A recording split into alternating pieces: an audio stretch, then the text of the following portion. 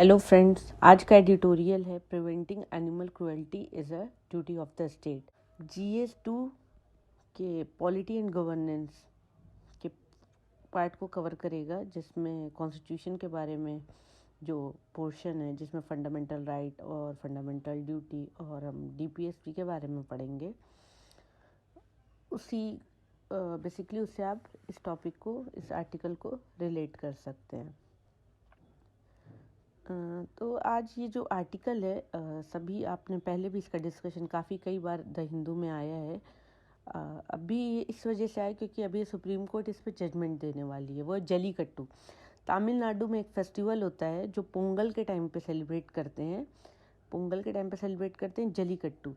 जल्लीकट्टू है क्या? जल्लीकट्टू में जल्लीकट्टू जो फेस्टिवल है, जल्लीकट्टू जो फेस्टिवल है, इसमें क्या होता है, जो मैन होते हैं, मैन जो होते हैं वो बुल के हम पर बैठकर ओपन एरिया में लड़ते हैं। एक बुल से दूसरे बुल की लड़ाई होती है वो, और लोग जो वहाँ बैठे होते हैं उसको उस लड़ाई को एंजॉय कर रहे होते हैं। जल्लीकट्टू यही है। अब ये क्या है, तमिलनाडु में स्पेशली ये फेस्टिवल मनाया जाता है। तो तमिलनाडु जो है इस फेस्टिवल को जो बैन हो गया है under animal welfare board of India और नागराजा का जो केस था 2014 में, उसमें सुप्रीम कोर्ट ने कह दिया कि जो जल्लीकट्टू है वो इलिजिटिमेट है, इलीगल कह दिया। और इसकी वजह से क्यों कहा? क्योंकि इस फेस्टिवल की वजह से जो एनिमल्स हैं उनके साथ क्रुएल्टी हो रही है, उनको अननेसेसरी पेन हो रहा है, जो कि उनको नहीं होना चाहिए। अब तमिलनाडु के ये सारे एफर्ट्स हैं कि किस तरह से इस फेस्टिवल को लीगलाइज कर दिया जाए। तो तमिलनाडु के सारे एफर्ट्स अब इसमें लग रहे हैं। फिर इसके बाद जो बात होती है ये जो एनिमल राइट्स एंड सेफ्टी की, तो क्या जो हमारा जो कॉन्स्टिट्यूशन है इसमें एनिमल्स को राइट्स मिले हैं या नहीं मिले हैं? तो अगर हम देखते हैं आर्टिकल 14 जो हमारा पार्ट 3 है, पार्ट 3 बेसिकली फंडामेंटल राइट है। उसमें आर्टिकल 14 जो कि राइट टू इक्वालिटी की बात करता है, एंड आर्टिकल 21 जो राइट टू लाइफ की बात करता है, personal right to life and personal liberty. इसमें हम पर्सन की बात कर रहे हैं। तो क्या ये जो पर्सन की हम बात कर रहे हैं उसमें ह्यूमन बीइंग ही है सिर्फ, या ह्यूमन बीइंग के अलावा हम किसी और को लेते हैं? तो अब तक जितना हमने देखा है तो ह्यूमन बीइंग का एसोसिएशन जो है वो कॉरपोरेशन से किया गया है, पार्टनरशिप से किया गया है, ट्रस्ट से किया गया है, और इन सारी चीज़ों से तो है। लेकिन डायरेक्टली कहीं भी कॉन्स्टिट्यूशन में फंडामेंटल राइट्स का एसोसिएशन या जोड़ा गया है, ऐसा कहीं भी ऐसा नहीं हुआ है कि एनिमल से किया गया है, जोड़ा गया है, कहीं भी नहीं, एक्सक्लूसिवली कहीं भी नहीं है। सिर्फ इसको ह्यूमन बीइंग से ही रिलेट किया गया है, जोड़ा गया है, ठीक है। और ह्यूमन बीइंग के लिए ही है। पर्सन का जो टर्म है अभी तक जो हमने समझा है उसमें ह्यूमन बीइंग से ही है। इसके पहले कभी भी एनिमल से रिलेटेड आर्टिकल 21 में या आर्टिकल 14 में हम बात नहीं कर रहे हैं। हाँ, लेकिन DPSP और अगर फंडामेंटल ड्यूटीज़ में देखा जाए तो उसमें हाँ एनिमल के प्रोटेक्शन की बात की गई है, और उनको किस तरह से प्रोटेक्शन मिलेगा, उनके साथ क्रुएल्टी नहीं होगी, उसके बारे में हाँ इन दो आर्टिकल में बात, इन दो DPSP और FD में फंडामेंटल ड्यूटीज़ में बात हुई है। लेकिन वो जो इशू ये है कि ये जो फंडामेंटल ड्यूटी हमारा DPSP है वो इन्फोर्सेबल नहीं है। वो उस स्टेट के ऊपर या किसी पर्सन के ऊपर कोई ऑब्लिगेशन नहीं डाल रहा है। उसके बाद हम देख रहे हैं कि जो इन सारी चीज़ों को देखने के बाद फिर आता है कि अब हमारे पास एक आया तो एनिमल को प्रिवेंट कैसे करना है, एनिमल की क्रुएल्टी को बचाना कैसे, उनके ऊपर क्रुएल्टी अगर कोई हो रही है। तो इस चीज़ों को मद्देनज़र रखते हुए एक पार्लियामेंट ने एक एक्ट इनैक्ट किया, prevention of cruelty to animal, PCA act 1960। अब उसमें क्या है, इन्होंने ये तो बना दिया कि चलो ठीक है, अब जो क्रुएल्टी हो रही है वो एनिमल के साथ नहीं हो। लेकिन जब इन्होंने ये बनाया तो उन्होंने ये चीज़ नहीं सोचा कि एनिमल को कोई राइट्स भी देना चाहिए। उनको लगा ठीक है इतना दे दिया कि क्रुएल्टी नहीं होना चाहिए तो बस इतना काफ़ी है। क्यों? क्योंकि उनको ये लगा कि कहीं ना कहीं ये सारी चीज़ें कि एनिमल के साथ हार्श नहीं होना है, क्रूएल नहीं होना है, उनको मारना नहीं है, तो ये हमारा मॉरल कॉन्शियस है, ये हमारे अंदर की जो आत्मा है वो इस चीज़ को मना करती है इस तरह की पेन देने से, या वो इंसान हो या फिर एनिमल हो। ये हम अंडरस्टूड पहले ही से लेके चल रहे थे ये अजम्पशन, इस वजह से एनिमल के लिए एक्सक्लूसिवली कोई स्पेशली कोई राइट नहीं बना। अब आते हैं कि इस पे एक मेजर जजमेंट है सुप्रीम कोर्ट का। उसमें सुप्रीम कोर्ट ए नागराज केस में सुप्रीम कोर्ट ने कह दिया है कि जो ये जलीकट्टू है वो फॉरबिडन है, मना किया जा रहा है। क्यों? क्योंकि वो कह रहे हैं कि जो prevention of cruelty to animal act है 1960 का, उसमें सीधा सीधा ये आ रहा है, जलीकट्टू कवर होता है और ये जो है एनिमल के साथ क्रूएल्टी की जा रही है। इस वजह से इसको मना कर दिया, क्लियरली सुप्रीम कोर्ट ने इस प्रैक्टिस को मना कर दिया करने के लिए, जलीकट्टू फेस्टिवल को सेलिब्रेट करने से। तमिलनाडु ने क्या किया, 2017 में इस एक्ट में, पीसीए एक्ट में थोड़े से अमेंडमेंट किए। क्यों कर लिया? क्योंकि यहाँ पर इस पीसीए, ये कॉन्करेंट पीसीए जो है वो कॉन्करेंट लिस्ट में आता है। कॉन्करेंट लिस्ट जो है वो शेड्यूल 7 में है और ये जो कवर होगा ये एंट्री लिस्ट 17 में है। ठीक है, इतना ज़्यादा डीप जाने की ज़रूरत नहीं है, लेकिन बस मैं आपके अंडरस्टैंडिंग के लिए बता दे रही हूँ। तो इसमें क्या है, जब कोई चीज़ कॉन्करेंट लिस्ट है तो उसमें स्टेट और सेंट्रल यूनियन गवर्नमेंट दोनों के राइट होते हैं उसमें लेजिस्लेशन करने के। अब ये पीसीए में तमिलनाडु ने लेजिस्लेशन करके जो जलीकट्टू है उसको एक्सक्लूड कर दिया क्रूएल्टी से, और इस पे इन्होंने अपना मतलब पूरी तरीके से इसका प्रोटेक्शन दे दिया कि वो पीसीए के अंडर इलीगल नहीं हो जलीकट्टू। ये रहा तमिलनाडु का एफर्ट। फिर उसके बाद अब ये आ रही है, अब इस पे क्योंकि ये सारी चीज़ें हो रही हैं तो इस पे कुछ पिटिशनर्स ने जुडिशियल रिव्यू के लिए सुप्रीम कोर्ट ने फाइल किया केसेस, ये इस केस को, और 2 ग्राउंड्स पर किया। फर्स्ट ग्राउंड है कि क्या ये जो लेजिस्लेचर जो चेंजेस किया है तमिलनाडु ने, तो क्या वो कम्पिटेंट है इस चेंजेस को करने के लिए, इस एक्ट को लाने के लिए। और दूसरा ग्राउंड है इनका, फर्स्ट ग्राउंड तो बता दिया, दूसरा ग्राउंड है क्या ये लॉ जो है वो वायलेट कर रहा है हमारे फंडामेंटल राइट्स को, जो पार्ट 3 में है कॉन्स्टिट्यूशन के, वो क्या उसको वायलेट कर रहा है।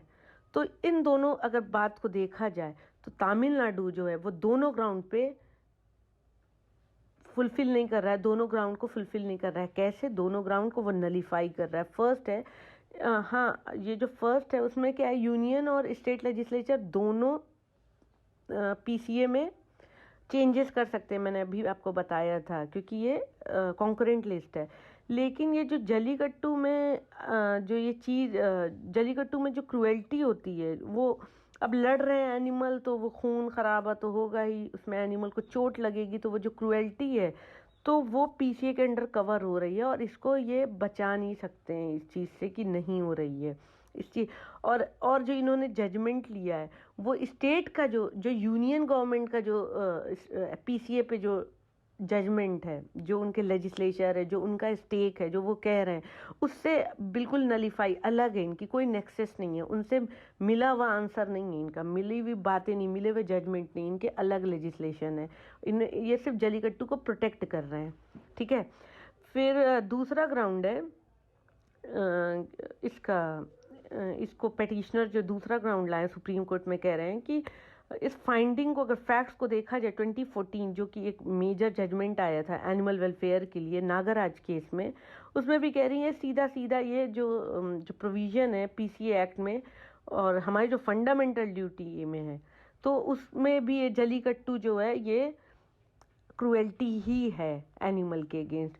और 51AG जो है वो फंडामेंटल ड्यूटी है, जिसमें हम बात करते हैं अपने एनिमल को या अपने नेचुरल इन्वायरमेंट को प्रोटेक्ट इम्प्रूव करने के लिए, फॉरेस्ट, लेक, रिवर या जो भी हमारे वाइल्ड लाइफ हैं उनके लिए एक तो उन्हें प्रोटेक्ट करना है, उनके लिए कंपैशन रखना है, जो हमारे लिविंग क्रिएचर है उनके लिए प्यार रखना है।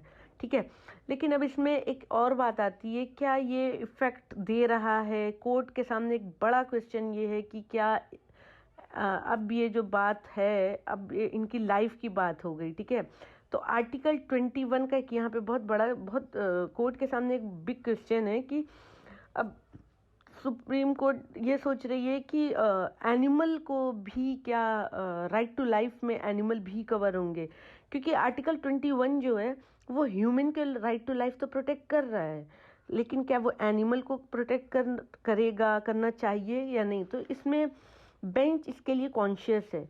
अब इसमें अगर देखा जाए कि एक्सपेंडेड ओवर द ईयर जो मीनिंग जो है लाइफ की, वो उसमें हम इंक्लूड करते हैं बेसिक एनवायरनमेंट की, जो कि एनिमल लाइफ को भी मिलना चाहिए, जानवरों को भी मिलना चाहिए, और जो उनकी इंट्रिंसिक, जो उनकी अपनी वैल्यू है, जो उनको इज्जत मिलनी चाहिए, जो उनकी डिग्निटी है, वो कहीं से कहीं तक लूज नहीं होनी चाहिए।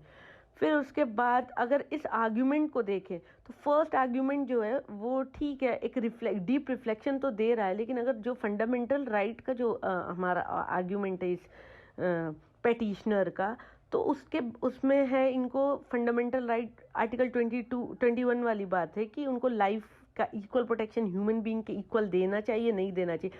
तो एक बड़ा क्वेश्चन आया, डू एनिमल हैव पर्सनहुड, क्या उनको भी पर्सन के इक्वल देना चाहिए right. Does are idea of justice include guarantee of human of animal rights? If not sure, we still owe a duty of care toward our fellow। अगर ये नहीं दे रहे हैं तो क्या हमारी ड्यूटी है कि हम अपने जो फेलो क्रिएचर है, जो हमारे साथ रहने वाले क्रिएचर्स हैं, फॉर एग्जांपल एनिमल और बर्ड, उन्हें भी ये राइट्स देना चाहिए। तो ये सारे क्वेश्चन हैं हमारे सामने। अब सुप्रीम कोर्ट बेंच के सामने भी एक बहुत बड़ा यही क्वेश्चन है होगा कि राइट टू लाइफ जो आर्टिकल 21 है उसको वो किस तरह से देखेंगे। इसके बाद जो लास्ट पोर्शन है इस आर्टिकल का, वो बेसिकली इसके बारे में बात कर रहा है, केयर टुवर्ड एनिमल। तो अगर हम इसको एक्सट्रीम जाकर ना देखें कि एनिमल को एक राइट देना चाहिए, नहीं देना चाहिए, जो आर्टिकल 21 की बात की है या आर्टिकल 14 की जो बात की है, एक पॉइंट पे तो है कि देना चाहिए। दूसरा आर्ग्यू कर रहे हैं कि अगर ये दोनों आर्टिकल 14 या आर्टिकल 21 अगर दिया जाता है एनिमल को, तो एक बहुत बड़ा इसका मतलब बिज़ायर कॉन्सिक्वेंस, मतलब एक मजाक की बात है कि एनिमल को ये सारी चीज़ें दे रहे हैं, फिर हम क्या करेंगे अगर उनको भी ये सारे राइट्स दे दिए। दूसरी तरफ बात होती है कि अगर हम पर्सनहुड की बात करें, अगर उनको एक इंसान की तरह ले लें एनिमल्स को भी, तो क्या उनको ले सकते हैं। तो फॉर एग्जांपल जैसे कि एप्स हैं या एलिफेंट है, वेल हैं, क्योंकि इनको हम ले सकते हैं ह्यूमन बीइंग की तरह। दूसरे आर्गूमेंट में ऐसा कहा गया है, क्यों? क्योंकि वो हमसे काफ़ी मिलते जुलते हैं। लेकिन वहीं पे अगर देखा जाए तो फिलोसफर मर्था नस्बॉम है, वो कह रहे हैं कि हमारी ड्यूटी है, ये हमारी ड्यूटी है कि हमें केयर और प्रोटेक्शन देना चाहिए किसी भी जो उनकी नेचुरल ब्यूटी है या जो उनकी स्ट्रेंजनेस है, जो हमसे वो अलग है, उस पर, उनके डिस्टिंग्विश अलग होने पर देना चाहिए, ना कि सिमिलैरिटी। अगर हमसे सिमिलर हैं तो भी और हमसे नहीं सिमिलर है तो भी उनके जो राइट्स हैं, जो उनके हमारे जो उनको प्रोटेक्ट करने की ड्यूटीज़ है, वो फिर भी उन्हें मिलनी चाहिए, उन्हें करना चाहिए। उनको उनके लिए क्रूएल नहीं होना चाहिए, उनके लिए हमें केयरलेस नहीं होना चाहिए, केयरफुल होना चाहिए। ठीक है। फिर इसके बाद मेन जो कि है ही, अब जो क्वेश्चन है मैंने बार बार कहा है कि पर्सनहुड पर है, तो पर्सनहुड की जगह पर हमें अब क्या करना चाहिए, इसको कॉन्स्टिट्यूशन के नज़र में रखते हुए कॉन्स्टिट्यूशन को अब ये देखना चाहिए कि क्या हम उनके साथ रह रहे हैं तो हमको इक्वल कंसर्न एनिमल्स को देनी चाहिए, नहीं देनी चाहिए।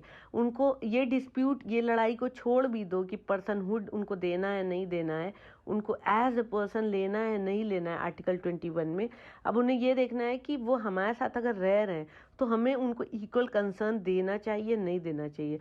वही फिर है फेमस ए नागराज जो केस है, उसमें ये इस बात पर ही उनका अप्रोच यही रहा है कि वो जो हमारे साथ रह रहे हैं उनको इक्वल कंसर्न मिलनी चाहिए। लेकिन अभी फर्दर जो डिबेट है आर्टिकल 21 की, एस राधाकृष्ण ने भी हेल्ड किया, कहा है ठीक है, हमें नो डाउट हमें ह्यूमन बीइंग को तो सेफ गार्ड करना ही है और एनिमल को भी करना है, क्योंकि जो लाइफ का टर्म है वो काफ़ी ब्रॉड हो गया है और सिर्फ उनका एग्जिस्टेंस ही नहीं बल्कि उनके साथ एक क्लीन एंड हेल्दी एनवायरनमेंट जो ह्यूमन को मिलना चाहिए, तो उसमें एनिमल भी कवर होंगे, उनको भी उनके राइट्स और उनके वेलफेयर भी उस चीज़ में कवर होंगे। तो थोड़ा सा ये ब्रॉडली देख रहे हैं इसके बाद ये टॉपिक जो है, ये जो आज का आर्टिकल है, इसमें कंक्लूड मैं कर रही हूँ।